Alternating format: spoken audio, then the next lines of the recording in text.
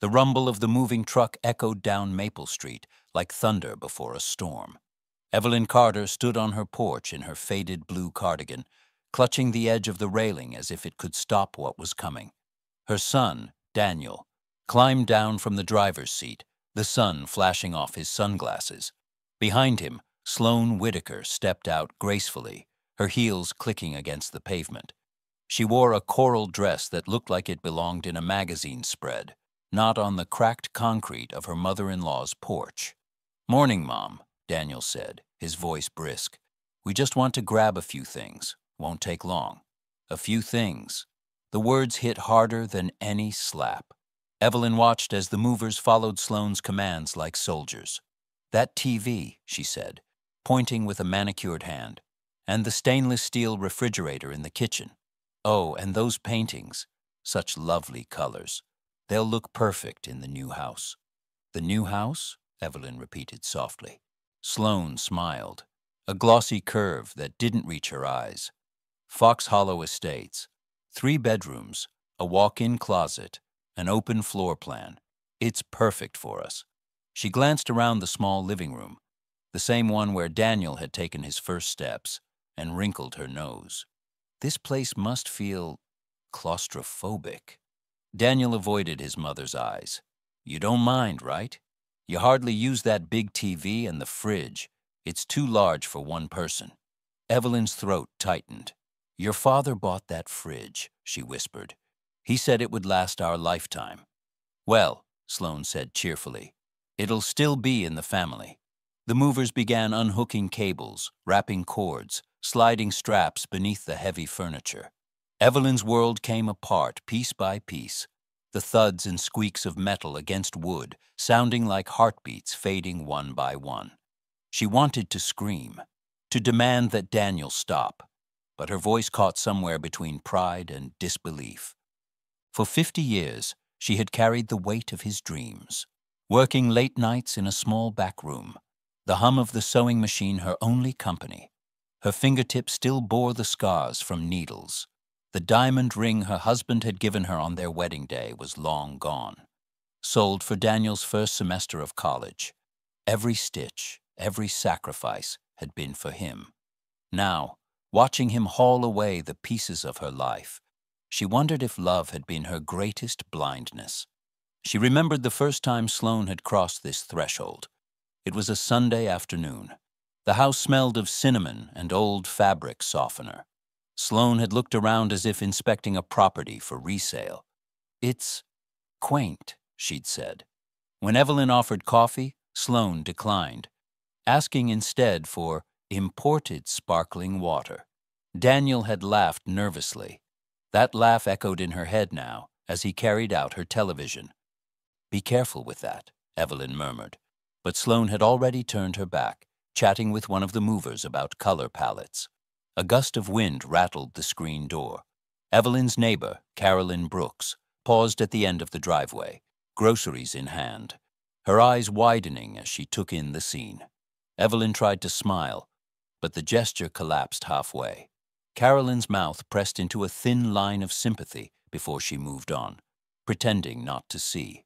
When the last of the paintings came down, Evelyn reached out instinctively, her fingers brushing the wooden frame. A landscape, mountains reflected in still water, her late husband's favorite. The mover hesitated. "Take it," Evelyn said, her voice breaking but firm. "Take what's left." Daniel hesitated for just a second, his face flickering with something that might have been guilt. Then he turned away, calling out directions to the movers. Sloane's laughter rang out like glass shattering. "This is for our new house," she said brightly. "You don't need this anymore." Evelyn stood frozen in the doorway, the sunlight glinting off the empty walls behind her. The truck's engine roared to life, drowning out everything else. She watched as it rolled down the street, carrying not only her belongings, but every quiet moment of her past. The laughter, the love, the echoes of a family that no longer existed. When the street fell silent again, Evelyn stepped back into the house. The air felt different, hollow, stripped. She pressed her palm to the faded wallpaper, feeling the pulse of the home that had once held her entire world. Her whisper came out like a breath against the dust. Maybe it was never mine to keep. Outside, the sound of the truck faded into the distance, leaving behind only the soft, aching creak of the porch and the slow unraveling of everything she had ever known.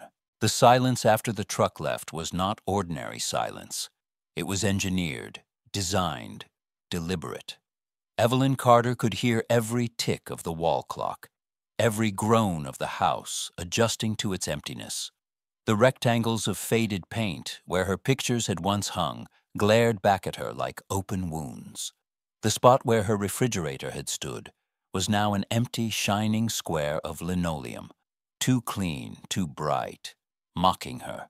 She tried to cook herself breakfast that first morning, but found there was nowhere to store milk, no leftover coffee grounds, nothing to fill the void. Without a refrigerator, she began buying milk by the pint and bread, one loaf at a time, each errand a small humiliation. By the time she returned home, the milk had already soured from the afternoon heat. She poured it down the sink and watched it swirl away. Just another thing she couldn't hold on to. Her sewing machine, once the heartbeat of her life, now sounded like a ghost of itself. The rhythm was off. Her hands trembled when she tried to thread the needle, and once the needle snapped and flew across the table, landing near the graduation photo of Daniel. She stared at his smiling face, that young man in a black cap and gown, and whispered, "Do you even remember who bought that suit?" Her neighbor, Carolyn Brooks, stopped by a few days later with a tuna casserole. "You look thin," she said bluntly, pushing the dish into Evelyn's hands. "When was the last time you ate a proper meal?" Evelyn forced a smile. "Oh, I've been busy. Lots of orders to fill." Carolyn's eyes softened. "Honey, busy is one thing. Starving yourself out of pride is another." That night, Evelyn tried calling Daniel. It was nearly 10 o'clock, but she couldn't sleep. The loneliness pressed down like a heavy quilt. The phone rang 4 times before someone picked up. "Hello?" The voice was crisp, cool, Sloane's. Evelyn swallowed hard. "It's your mother-in-law. Just wanted to speak to Daniel." "He's sleeping," Sloane replied. "He has an early meeting. It'll only take a moment." Sloane's tone sharpened. "Mrs. Carter, you said you didn't need those things. You can't keep changing your mind. Daniel needs rest." The line went dead. Evelyn sat on the edge of her bed, phone in her lap, her reflection in the window barely recognizable. Her voice came out in a whisper, "Maybe I'm the one who needs rest." But sleep never came. She watched the shadows crawl across the ceiling until dawn. Days blurred into each other. She worked slower, made more mistakes. Clients began to complain. Buttons sewn unevenly, hems off by an inch. One woman returned a dress saying, "This isn't your usual work, Mrs. Carter. Are you all right?" Evelyn just nodded, pretending her eyes weren't burning from unshed tears. When the invitation to Daniel and Sloane's wedding arrived, a white envelope with gold script, Evelyn's heart fluttered. Maybe this was a sign, a bridge being rebuilt. She spent 2 weeks altering her old lavender dress, pressing every seam perfectly. But at the Grand Meridian Hotel, she realized the truth. She was seated alone, near the back, at a table with distant relatives of the groom. Sloane glided down the aisle in a designer gown that shimmered like ice. When Evelyn approached them afterward, Sloane's friends formed a polite wall, smiling thinly, clutching champagne glasses. "Mother-in-law," Sloane exclaimed, voice sugary sweet. "So glad you could make it." "Congratulations," Evelyn murmured, offering a brief hug. Sloane's perfume stung her throat. "Oh, we'll be very happy," Sloane said. "Daniel and I have so many plans."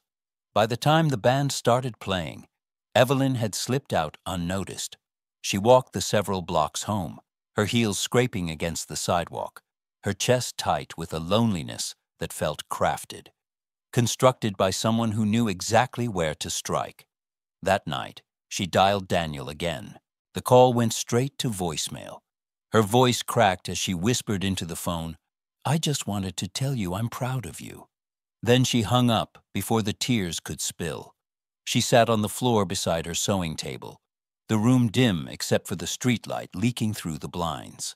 When she finally broke down, the sobs came quietly, measured, restrained, as if even her grief had been taught how to behave. A soft knock startled her. The door creaked open. Carolyn stepped inside without a word, holding 2 mugs of tea. She sat down beside Evelyn and passed one to her. "Come on," she said gently. "We're going for a walk. Fresh air won't fix a broken heart, but it'll keep it from molding."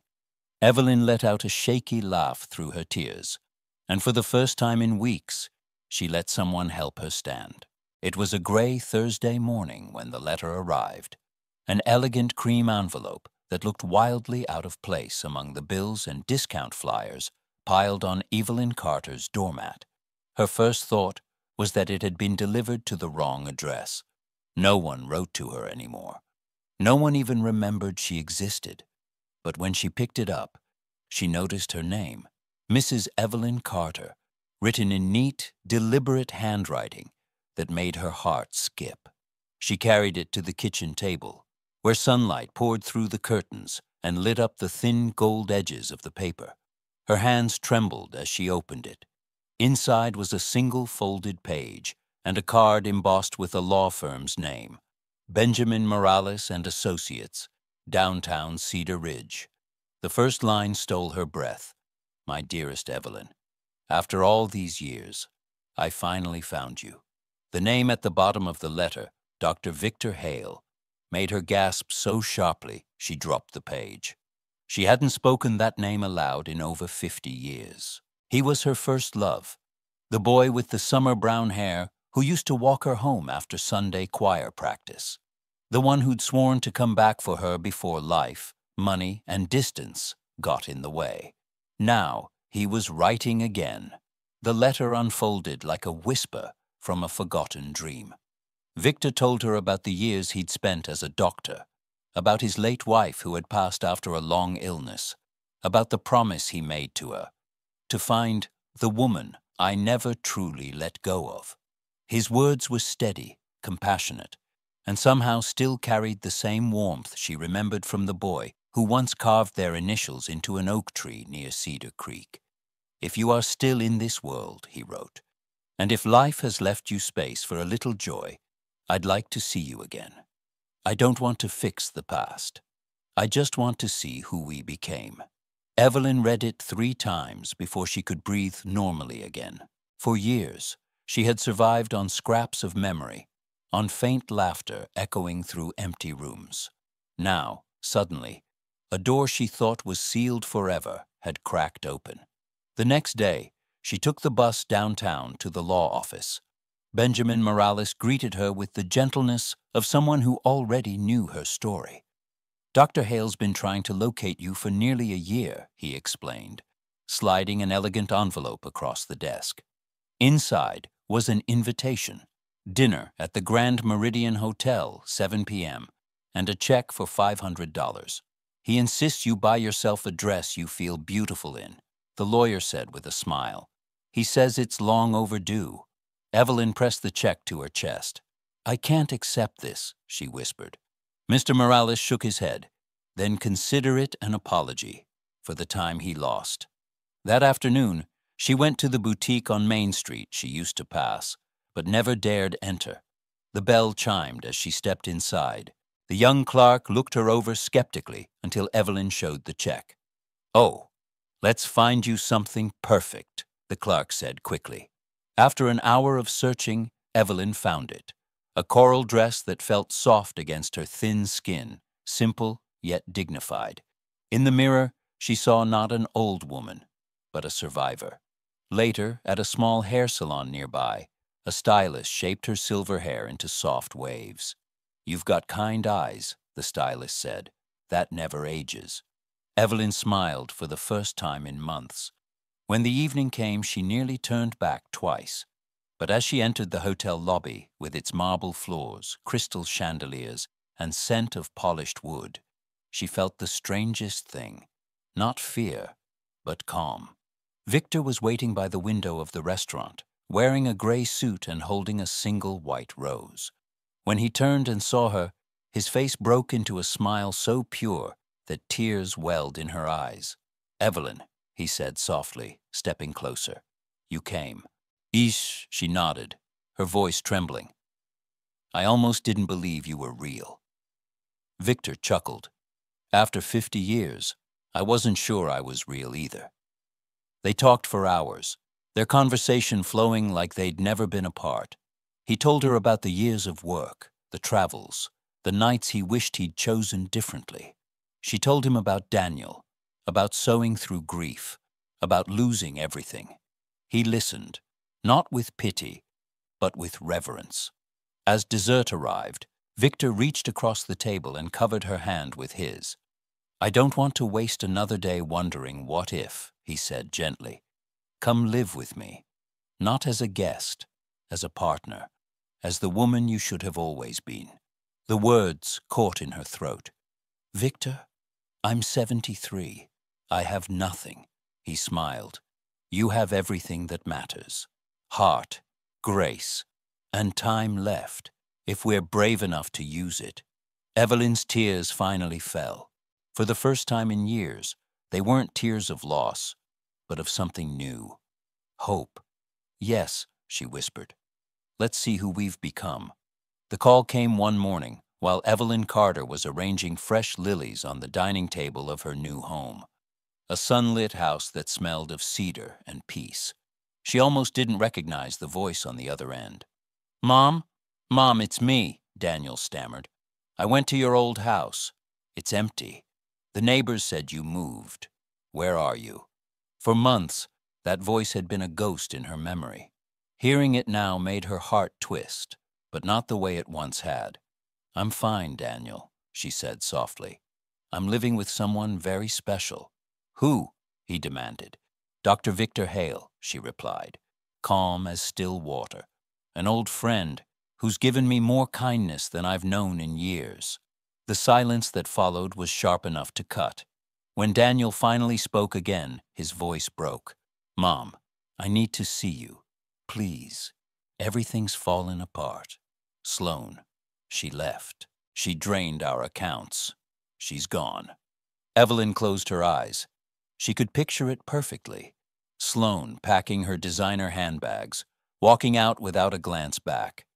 Life, she thought, had an unflinching sense of balance. "I'm sorry, Daniel," she said quietly, "but I can't fix what's broken for you anymore."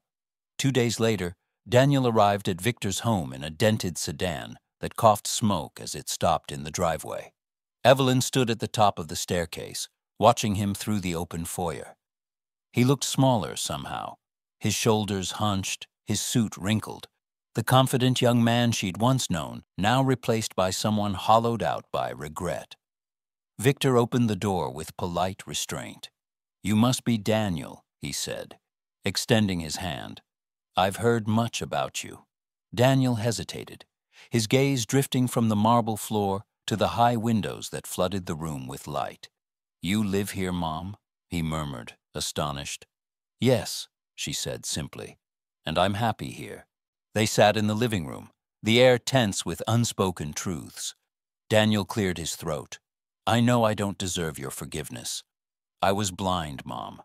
Sloan made me believe you were manipulating me, holding me back. I thought cutting you off was the right thing. But she took everything. Even the paintings Dad bought. She sold them." Evelyn's hands folded neatly in her lap. "Then let them go," she said quietly. "Let all of it go." He looked at her, eyes wide with disbelief. "You're not angry?" She smiled faintly. "Anger is a luxury for people who still expect something. I don't expect any more, Daniel. I've learned peace instead." Victor placed a gentle hand on her shoulder. "Your mother has carried enough for a lifetime," he said firmly. "Now she deserves to live for herself." Daniel nodded slowly, shame flooding his face. "I want to make things right," he whispered. "Please, just tell me how." Evelyn studied him for a long moment, then said, "Start by standing on your own feet. I forgive you, but I can't save you. I've already done that once." Tears filled his eyes as he bowed his head. "I understand." Months passed, and Daniel did as he promised. With Victor's help, he found steady work as a project manager for a small construction company. He rented a modest apartment, lived quietly, and visited Evelyn once a month with flowers or homemade pie. Each visit was gentler, humbler than the last. One afternoon, he arrived with a surprise, a wrapped canvas. When she peeled away the paper, Evelyn gasped. It was the mountain lake painting, the one she thought was lost forever. "I found it in a consignment shop," Daniel said. "Paid for it with overtime.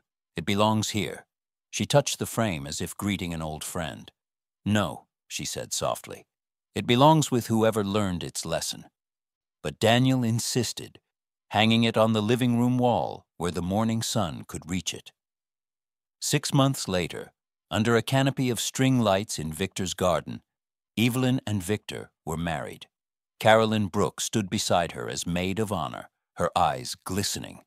Daniel walked his mother down the aisle, his arm steady, his expression proud. The ceremony was small but radiant. No marble halls, no chandeliers, just laughter and music, carried by the summer wind. Victor's vow was simple. "I promise never to dim your light, even when the world goes dark." Evelyn's voice trembled as she replied, "And I promise never to forget that I deserve to shine." They kissed to the applause of 30 friends and 1,000 fireflies. In the months that followed, Evelyn and Victor founded the Porch Light Fund, a small foundation that helped elderly women abandoned by their families. Evelyn often spent her mornings writing letters, her afternoons cooking soup for women who reminded her of herself. One spring evening, Daniel stopped by as she watered the garden. "Mom," he said, his voice thick with emotion, "I never thought I'd see you so happy." She smiled, handing him a cup of lemonade.